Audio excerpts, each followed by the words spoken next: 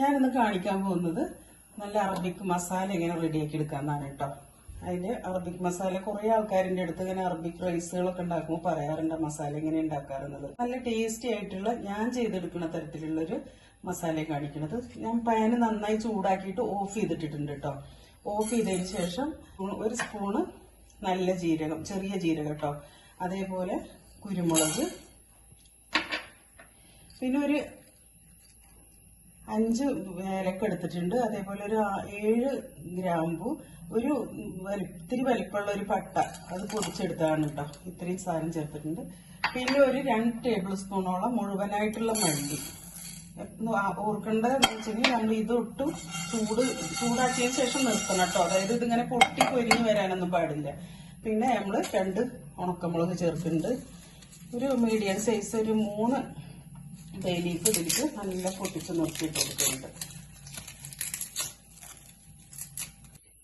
ഇത് നമ്മൾ ചൂടാക്കിയിട്ട് ഈ ജീരകമൊക്കെ നന്നായിട്ട് പൊട്ടേണ്ട ആവശ്യമൊന്നുമില്ല കേട്ടോ. അതൊന്ന് നമ്മൾ ചൂടുള്ള പാനിൽ ഇട്ട് കൊടുത്തിട്ട് ഇതെല്ലാം കൂടി ഒന്ന് അങ്ങനെ പൊടിച്ചെടുക്കാൻ പാകത്തിനുള്ളൊരു ചൂടുണ്ടായാൽ മതി. ഇത് ചെറിയൊരു തരിതരിപ്പോട് കൂടിയുള്ള പൊടിയായിട്ടാണ് നമുക്കിത് കിട്ടുക. അപ്പൊ ഇത് നന്നായിട്ട് ഒന്ന് ചൂടായിട്ടുണ്ട്. ആ സമയത്ത് നമ്മൾ മഞ്ഞൾപ്പൊടി, ഒട്ടും തീ കത്തിക്കരുത് ആ സമയത്തൊന്നും. ഈ മഞ്ഞൾപ്പൊടിയും കൂടി ഇതിൽ കൂടെ ഇട്ടിട്ട് നമ്മളൊന്ന് നന്നായിട്ട് ഇളക്കി കൊടുക്കുക. മഞ്ഞൾപ്പൊടി ഞാനൊരു 1/2 സ്പൂൺ എടുത്തിട്ടുള്ളത് കേട്ടോ. അപ്പൊ എല്ലാം കൂടി മിക്സ് ചെയ്തിട്ട് ഇനി ഇത് നല്ലോണം ചൂടാറിയതിന് ശേഷം മിക്സിയുടെ ജാറിലിട്ടിട്ട് നന്നായിട്ടൊന്ന് പൊടിച്ചെടുക്കുക. ഇത് നല്ല കിളിങ്ങുന്ന പോലെ ഇങ്ങനെ നല്ലൊരു ചൂടായിട്ടുണ്ട്. ഇന്ന് അതൊന്നും ഇങ്ങനെ ഉള്ളൊന്നും കുക്കായിട്ടില്ല, അങ്ങനത്തെ രൂപത്തിലാണ്. നമുക്കിത് നന്നായിട്ട് ചൂടാറിയിട്ടുണ്ട് കേട്ടോ.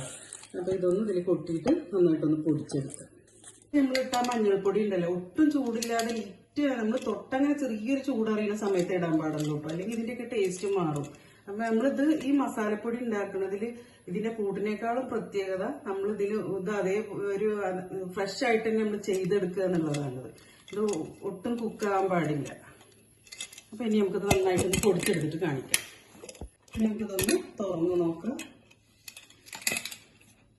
ചെറിയൊരു തരിതരിപ്പോട് കൂടി തന്നെ ആവട്ടെ ഈ മസാല ഉള്ളത്. ഇതാണ്ടോ അതുപോലെ ഇപ്പൊ നന്നായി പൊടിഞ്ഞു കിട്ടിയിട്ടുണ്ട്. ഇത് ഇനി നമ്മൾ നല്ല എയർ ടൈറ്റ് ആയിട്ടുള്ള ഒരു ഗ്ലാസ് ബോട്ടിലിൽ, ചെറിയൊരു ബോട്ടിലാക്കിയിട്ട് നമ്മൾ ഫ്രിഡ്ജിൽ സൂക്ഷിച്ചു വെച്ചിട്ടുണ്ടല്ലോ, ഇതിന്റെ സ്മെല്ലൊന്നും പോകാതെ നല്ല ഫ്രഷ് ആയിട്ട് തന്നെ ഒരു 2-3 മാസത്തോളം നമുക്ക് യൂസ് ചെയ്യാം കേട്ടോ. ഇത് നമ്മൾ ഈ മസാല നമ്മൾ വീണ്ടും ഫ്രഷ് ആയിട്ടുള്ള പട്ടയും ഗ്രാമ്പൊക്കെ ചേർത്തിട്ടാണ് നമ്മൾ അറബിക് റൈസുകൾ ഉണ്ടാക്കുക.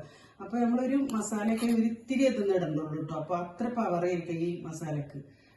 ഞാൻ ഒരുപാട് അറബിക് റൈസുകൾ ഉണ്ടാക്കിയിട്ടുണ്ടല്ലോ. അപ്പൊ അതിലൊക്കെ ഞാൻ ഈ ഒരു മസാലയാണ് ഞാൻ യൂസ് ചെയ്യാറ് കേട്ടോ. ഞാൻ പുറത്തുനിന്ന് മസാലപ്പൊടികൾ വാങ്ങിക്കാറില്ല. അപ്പൊ ഈ ഒരു മസാല വെച്ചിട്ട് ഇന്ന് ഞാനൊരു മദ്ഹൂത്ത് റൈസ് ഉണ്ടാക്കിയിട്ടുണ്ട്. അതിന്റെ റെസിപ്പി ഞാൻ ഇടാം കേട്ടോ. അപ്പോൾ ഇതുപോലെയുള്ള എന്റെ വീഡിയോകൾ കാണാൻ വേണ്ടിയിട്ട് ഇനി എല്ലാവരും സബ്സ്ക്രൈബ് ചെയ്യാത്തവരൊക്കെ ഒന്ന് സബ്സ്ക്രൈബ് ചെയ്യുക. വീഡിയോ ഇഷ്ടമെങ്കിൽ ഫ്രണ്ട്സിനും റിലേറ്റീവ്സിനും ഒക്കെ ഒന്ന് ഷെയർ ചെയ്യുക. വീഡിയോ കണ്ടതിന് ശേഷം ലൈക്കും കമന്റും ചെയ്യാൻ മറക്കരുത്. ഇൻഷാ അല്ലാഹ് മറ്റൊരു കുഞ്ഞു വീഡിയോയുമായി വരുന്നതുവരെ അസ്സലാമു അലൈക്കും.